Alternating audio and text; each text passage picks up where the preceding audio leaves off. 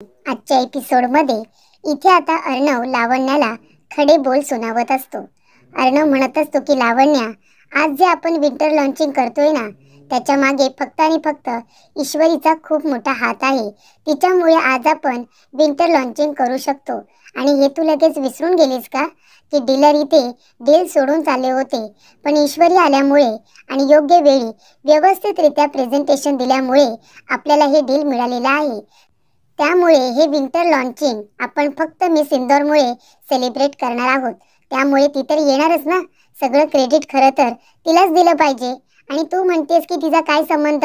आणि after all ती माझी बायको आहे।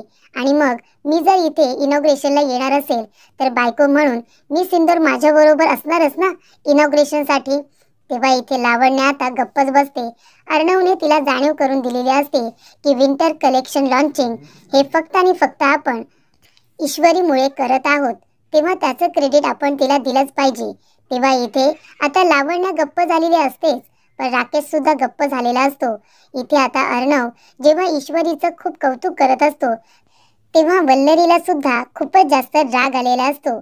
बघा प्रेक्षकांनो, कशी रागाने इथे बघत आहे।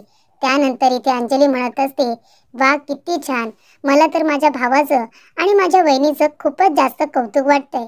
तेव्हा इथे आकाश म्हणत असतो की दादा, मला तर असं वाटतं ईश्वरी वहिनी खूपच जास्त लकी आहे की तुझ्यासारखा तिच्यावरती प्रेम करणारा नवरा तिला मिळाला।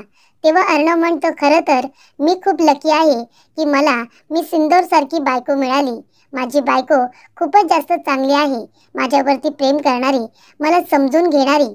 आता सुद्धा माझा आवाज जेव्हा नव्हता तेव्हा ती माझा आवाज झाली, मला हवं नको ते सगळं तिने माझ्यासाठी केलं। मग मी लकी आहे ना की माझी बायको इतकी चांगली आहे। तेव्हा इथे अंजली म्हणत असते, खरंच तुम्हाला दोघांनाही कुणाची दृष्ट लागायला नको, एकमेकांना इतकं समजून घेताय, अजून काय हवंय? त्यानंतर इथे अर्णव म्हणत असतो, आणि तुमचं काय ताई मामी, तुम्ही सुद्धा येताय ना इनॉग्रेशनला? तेव्हा अंजली म्हणत असते, चिंटू अरे मला खरंच खूप आवडलं असतं यायला, आणि तुला पण ते माहिती आहे, पण अजून माझी तब्येत ठीक नाही आहे रे, अजून मला हल्ल्यासारखं वाटतंय, त्यामुळे मी आता नाही येऊ शकणार, मला थोडा आराम करावा लागेल। तेव्हा इथे वल्लरी म्हणत असते, हो पण मी, म्हणजे तिला म्हणायचं असतं की मी येणार आहे, पण तेव्हा वल्लरी तिच्याकडे रागाने बघते आणि तिला म्हणते की तू सुद्धा नको येऊ।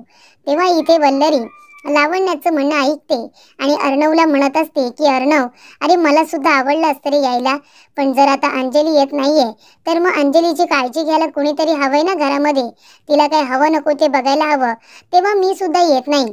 तेव्हा अंजली म्हणत असते, मामी अगं जा ना तू माझी काळजी घ्यायला,